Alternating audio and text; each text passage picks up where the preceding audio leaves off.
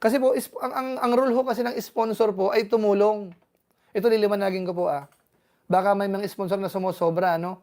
Ang sponsor ho, main role ho natin ay tumulong. Hindi para makialam or panghimasukan ang buhay nila. Ito, ina-highlight ko po ito, pasensya po sa mga tatamaan nito. Ang isipin po natin, hindi ko mo nakakatulong po tayo, dapat tayo na ang nasusunod. Mali.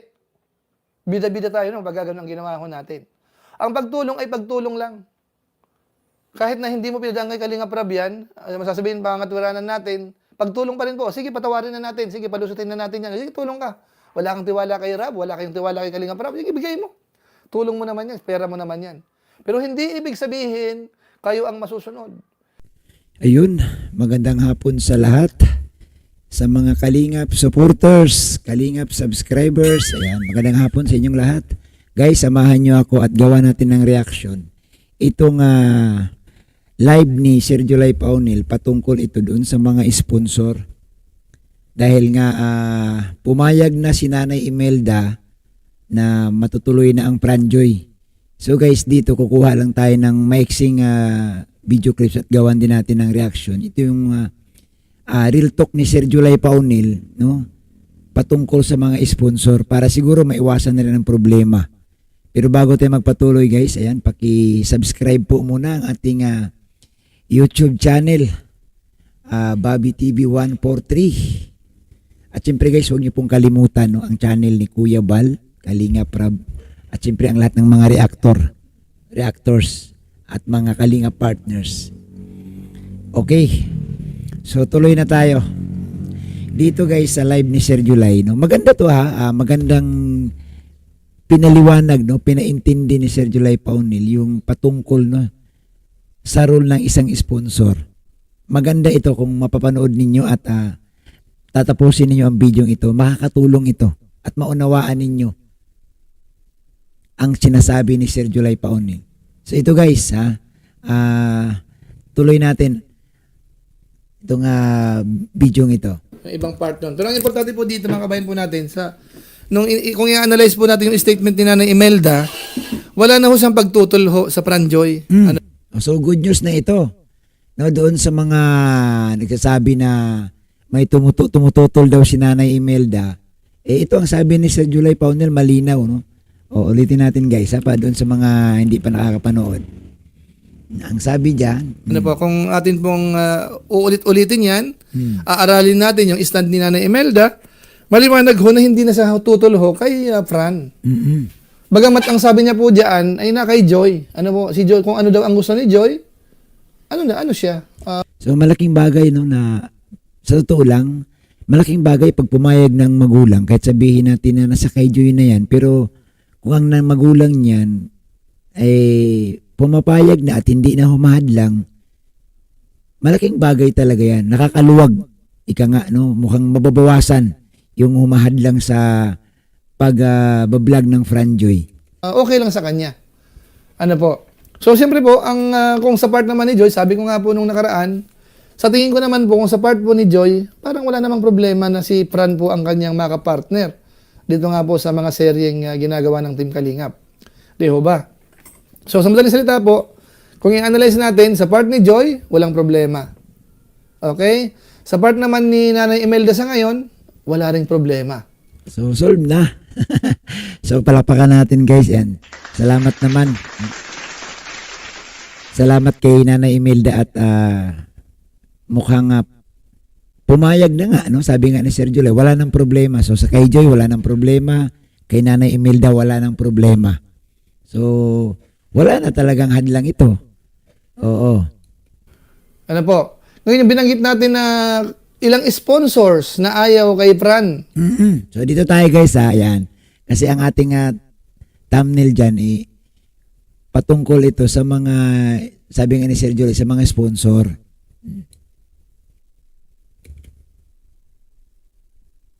Sa tingin ko, hindi sila ganun kahalaga. Kung ang pag-uusap po ay dapat bang matuloy or hindi. Although, hindi naman sa sinasabi natin na, na kumukontra sila, ay parang ganun ang sinasabi natin.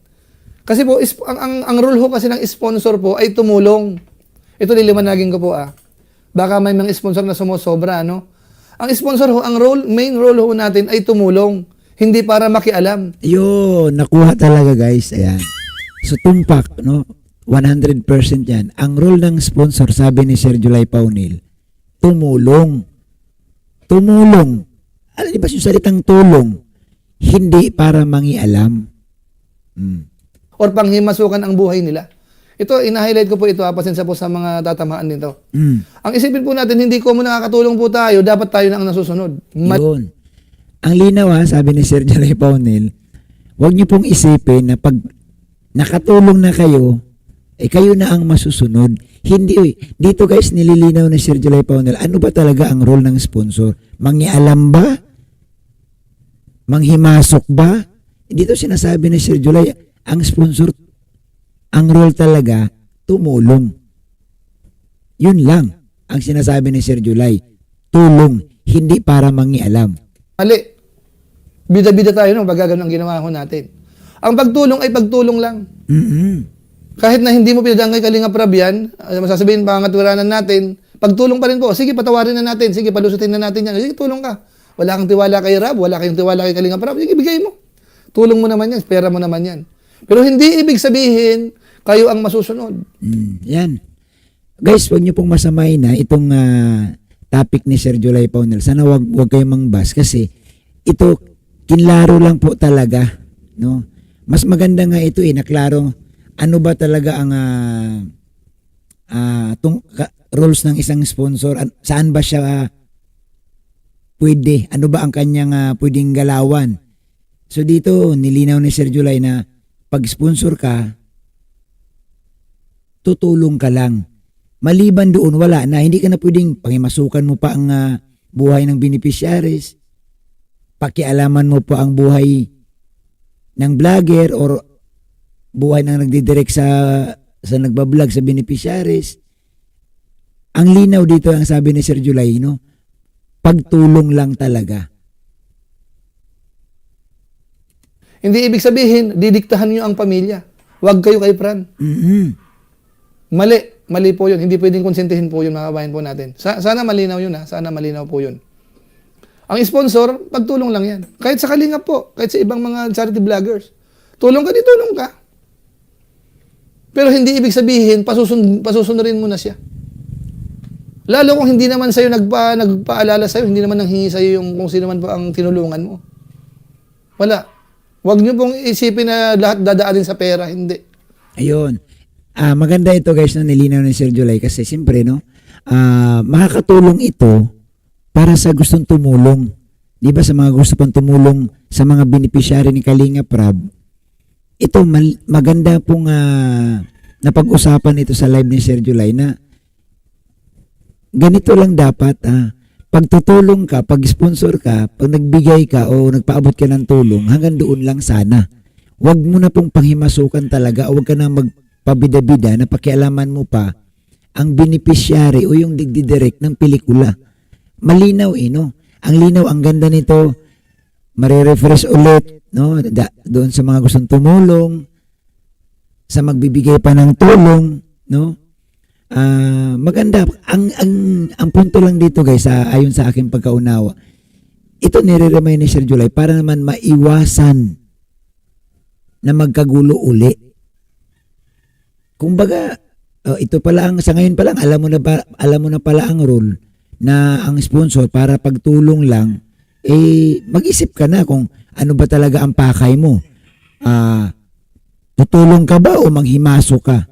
Dito sinasabi ni Sir July na magkaiba po yun. No? Ang role ng sponsor, tutulong ka lang, magbigay ka ng tulong, bawal ka na manghimasok.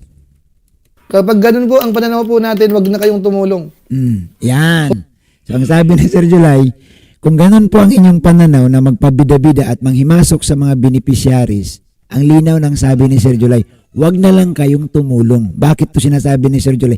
Magkakagulo uli Pag ipilit ninyo ang gusto na panghimasukan, pagkikialaman, tatawagan ng mga beneficiary, nagdadirect contact, magkakagulo talaga. Ito, sinabi lang naman ito ni Sir July para maiwasan na ang susunod na mangyayari na maaari pang magkasamaan na naman ng loob. Di po basta nangyari kasi marami na tayong mapupulot na aral Kung ang motibo ho ng mga sponsor, Mm. kaya tutulong dahil may motibo, wala yun. Hindi po tatagal yan. Hindi kayo magiging kamukha ni Inday PB na hanggang ngayon, tuwing ano ni Kuya Bal, nandyan na, nakaano yan. Yan. Speaking of Inday PB, ang tagal na niyan eh. Parang 5 years na yatang o 6 years na yatang sponsor ni Kuya Bal yan. Si Inday PB kasi ano siya eh, ang kanyang role, tutulong lang siya, sasabihin niya, o paring Bal, ibigay ko to, pantulong, yun lang. Hindi na nangingialam si Inday PB pagdating doon sa kanyang ibinigay. Sasabihan niya nga si Kuya Bal, bahala ka na dyan, paring Bal, kung saan mo yan gagamitin. Ito ang sinasabi ni Sir July na, kung ganitong klaseng sponsor, talagang magtatagal ka sa pagtulong.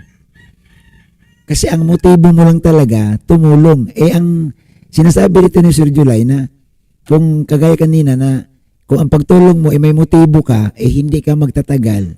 Kasi nga, iba yung intention mo eh. Kumbaga sa umpisa, tutulong ka lang, pero kalaunan, ang motibo mo pala, manghihimasok ka sa mga beneficiary ni Kalinga Prab.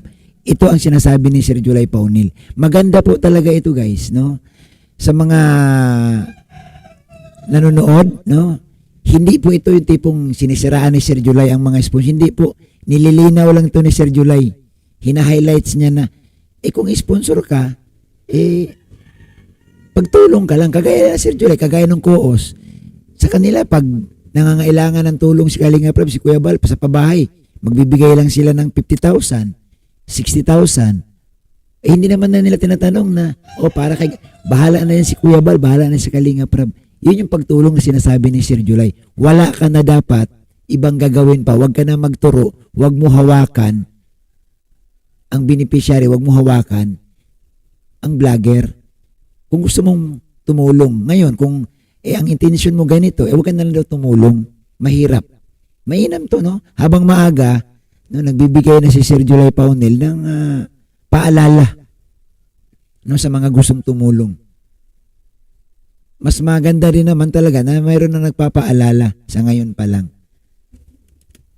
Naka-support yan, mga kabayan po natin. Mm-mm. Ano po? So sana malinaw kasi yung sinasabi ko po, sa part ni Joy, ariglado na tayo. Sa part ni Nanay Imelda, ariglado na rin. Mm-mm. Yung sa sponsor naman, sabi ko nga, hindi ganun sila kaano eh.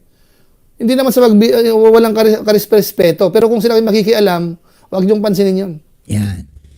So yan, maliwanag guys ha.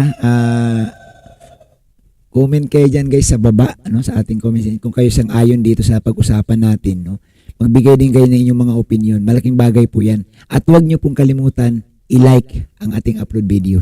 So maraming salamat sa inyong lahat, mga kapatid, mga kalingap. Ang pakisupport po ang channel ni Kuya Bal, Kalinga Prab, at syempre ang ating YouTube channel, Bobby TV 143. Maraming salamat at isang mapagpalang araw sa lahat.